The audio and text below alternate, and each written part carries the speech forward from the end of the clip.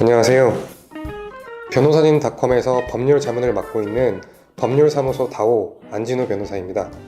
이번 영상에서는 가상화폐 거래소의 법적 책임에 대해 말씀드리겠습니다.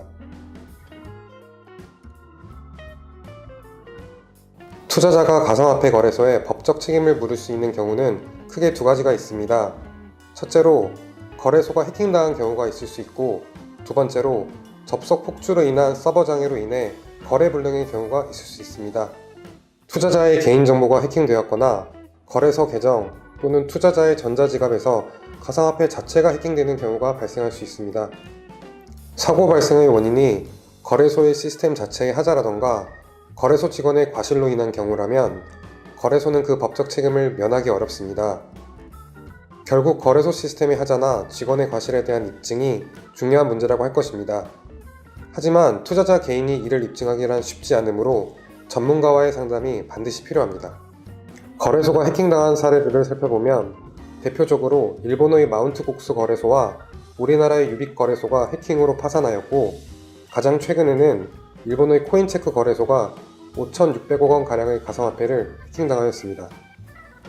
해커가 이용자의 개인정보를 취득한 후 거래소 계정이나 전자지갑 등을 해킹하여 이용자의 가상화폐가 유출되는 경우가 있을 수 있습니다. 최근에 발생한 거래소 해킹들이 대부분 이 경우에 해당한다고 할 것입니다. 블록체인 기술 자체는 보안에는 강력하지만 가상화폐를 보관하는 거래소 자체 계정이나 전자지갑까지 안전하다고는 할 수 없습니다. 우리나라 현행법상 가상화폐 거래소는 전자금융거래법상의 전자금융업자가 아니라 정보통신망법상의 정보통신서비스 제공자입니다. 따라서 은행과 같은 금융기관에 요구되는 고도의 보안 조치가 필요하지 않고 일반적인 IT 업체로서 갖추어야 할 보안 조치만 갖추면 면책될 수 있는 구조입니다. 따라서 거래소 해킹 시 투자자 보호가 미흡한 것이 현실입니다.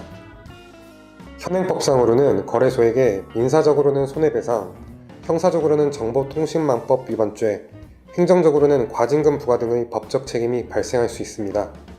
일시적 접속 폭주로 서버가 다운되어 원하는 시기에 원하는 가격으로 가상화폐를 매수하지 못한 경우 가상화폐 거래소의 법적 책임을 물을 수 있는지가 문제됩니다.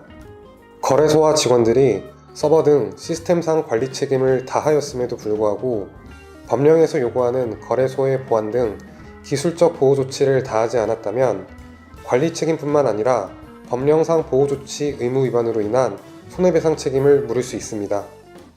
그러나 국내 가상화폐 거래소 대부분은 자체적으로 이용약관에 서버 불안으로 인한 손해배상 면책 조항을 두고 있으므로 거래소의 책임을 묻기란 사실상 어려운 것이 현실입니다. 가상화폐 거래소는 법령상의 미비로 인하여 약한 수준의 보안 조치만 취하면 면책될 수 있으므로 이용자는 해킹 또는 서버 장애로 인한 피해 발생 시 불리합니다. 거래소 보안 및 투자자 보호를 위한 입법이 조속히 마련되어야 할 것이며, 투자자들은 위와 같은 법률 문제가 발생할 수 있다는 사실을 늘 인식하고 가상화폐 거래를 하여야 할 것입니다. 다음 영상에서는 가상화폐 ICO에 대해 다루겠습니다. 든든하고 명쾌한 법률 상담 변호사님.com